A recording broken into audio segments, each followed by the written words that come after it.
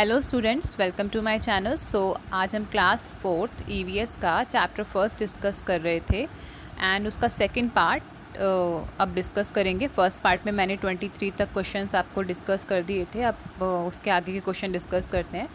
तो देखते हैं question number 24। Have you ever been in a jungle, in a thick jungle or any such place? कि आप कभी किसी घने जंगल में गए हैं या किसी ऐसी जगह पे सफ़ारी करने गए हैं? तो आंसर में आप लिख सकते हैं yes I have gone to jungle safari with my family. कि हाँ, एक बार मैं जंगल सफ़ारी पे गया था अपनी फैमिली के साथ। ठीक है। क्वेश्चन नंबर सेकंड है write your experience in notebook. कि आपको अपने एक्सपीरियंसेस नोटबुक में राइट डाउन करने हैं। आंसर में आप लिख सकते हैं once I went to the Ranthambore national park with my family. We visited national park in jeep. In Jeep, we have seen so many animals like deer, monkey, lion, etc. The national park is very beautiful forest. कि एक बार मैं अपने mummy papa के साथ family के साथ Ranthambore national park गया था या गई थी। वहाँ पर हमने जीप, जो जिप्सी होती है ना, जीप वाली कार होती है, उसमें हमने ट्रैवल किया, सफारी का पूरा मज़ा लिया उसमें बैठ के। एंड हमने कौन कौन से एनिमल्स देखे? डियर, मंकी, लॉयन, ये सब एनिमल्स हमने देखे। एंड पार्क बहुत ही ज़्यादा ब्यूटीफुल फॉरेस्ट था। फिर क्वेश्चन नंबर 26 है can you recognise some birds by their sounds? Can you imitate the sounds of some birds? Do it. कि क्या आप कुछ बर्ड्स को उनकी साउंड से पहचान सकते हैं और क्या आप उनकी साउंड को निकाल सकते हैं? तो आंसर में आप लिख सकते हैं yes I can recognise some birds such as crow, sparrow, eagle, owl, parrot, peacock, duck and hen by their sounds.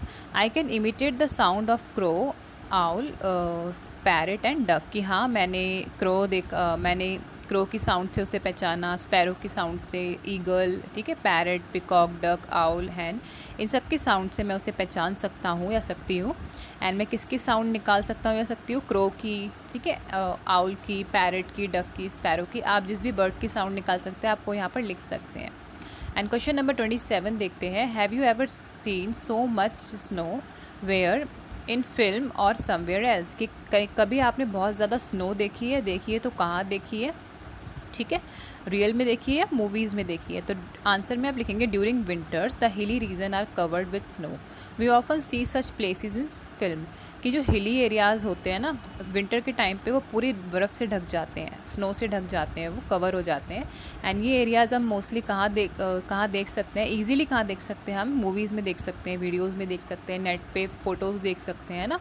क्योंकि ऐसा भी होता है कुछ बच्चे हिली एरियाज़ में नहीं रहते, तो और कभी कभी ही वहाँ पे विज़िट हो पाती है उनकी, तो वो बच्चे मूवीज़ के थ्रू देख सकते हैं स्नो को, ठीक है, वीडियोज़ के थ्रू देख सकते हैं। और जो वहाँ रहते हैं वो तो ऑब्वियसली रोज़ ही देखते होंगे। उसके बाद क्वेश्चन नंबर 28 है do you think that such places have snow all the time? Why? कि आपको ऐसा लगता है कि इन जगहों पर हमेशा स्नो रहती है, और क्यों रहती है, और नहीं रहती तो क्यों नहीं रहती?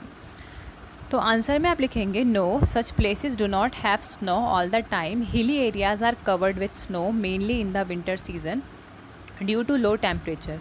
However in the summer season the snow melt due to high temperature. कि नहीं, हमेशा से स्नो नहीं रहती है, क्योंकि जो हिली एरिया होते हैं ना वो स्नो से सिर्फ विंटर में ही कवर रहते हैं क्योंकि लो टेम्परेचर होता है। लेकिन जब समर आता है तो वो सारी बर्फ़ पिघल जाती है, इसलिए समर के टाइम पे वो स्नो से कवर नहीं रहते।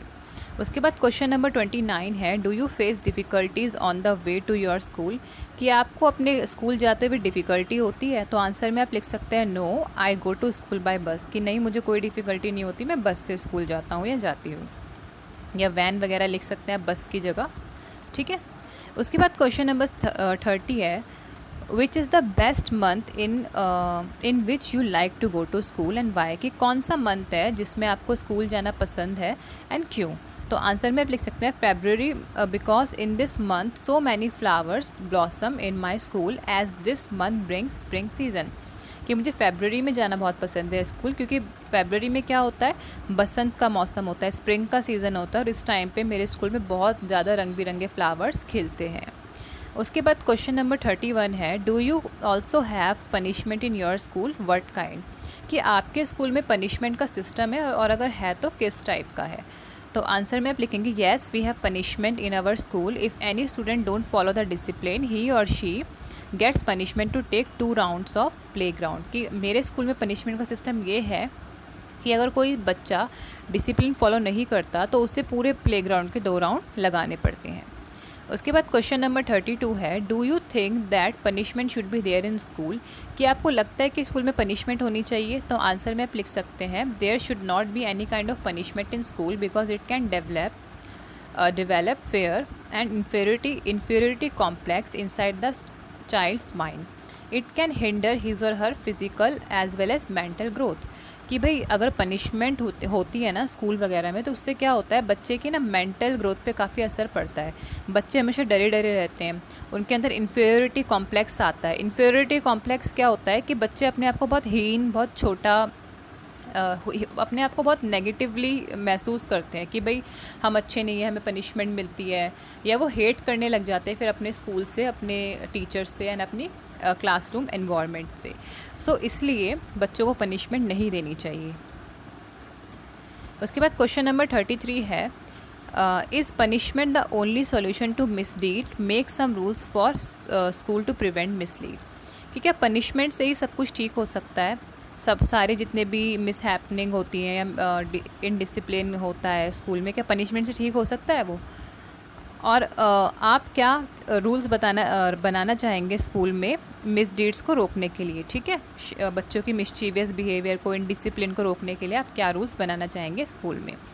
तो पहला रूल आप लिख सकते हैं, teacher should write the daily report of each student in his or her diary so that the parents are aware of daily activities of their children.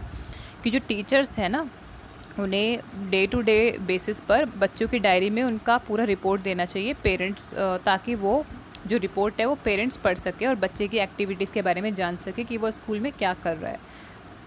Second है, students must be punctual in attending classes. कि जो student है वो regular basis पे classes attend करें, ठीक है, उनके अटेंडेंस का रेशो ज़्यादा हो, अच्छा हो, एंड वो पंचुअल हो, टाइम पर आए क्लासेस में। थर्ड रूल है, 1 day in a month should be assigned to each student wherein he or she would be responsible for keeping the classroom clean। कि एक दिन मंथ का एक दिन हर बच्चे के लिए ऐसा हो जिसमें उसको पूरे क्लास की क्लीनिंग की रिस्पॉन्सिबिलिटी लेनी पड़े, ठीक है। फोर्थ रूल है, student should not be allowed to leave the school before the classes get over without informing their parents. और स्टूडेंट्स को क्लास ख़त्म हुए बिना स्कूल से नहीं जाने देना चाहिए, और अगर कोई इमरजेंसी आती है, बच्चे को जाना पड़ जाता है, तो सबसे पहले उसके पेरेंट्स से पूछना चाहिए कि क्या इमरजेंसी है, क्या ये रियल भी है या बच्चा झूठ बोल रहा है, ठीक है। तो इसी के साथ स्टूडेंट्स आपके इस पूरे चैप्टर के क्वेश्चन आंसर्स फिनिश होते हैं। आई होप आपको समझ में आए होंगे, एंड अगर आपको वीडियो इन्फॉर्मेटिव लगे तो आप इसे अपने फ्रेंड्स के साथ शेयर कीजिए, मेरे चैनल को सब्सक्राइब कीजिए ताकि आपको ऐसे ही क्वेश्चन आंसर्स की वीडियोज़ मिलती रहें। मैं आपसे मिलती हूँ नेक्स्ट वीडियो में, जिसमें हम सेकंड चैप्टर डिस्कस करेंगे EVS 4th क्लास का। ओके, जब तक के लिए बाय बाय।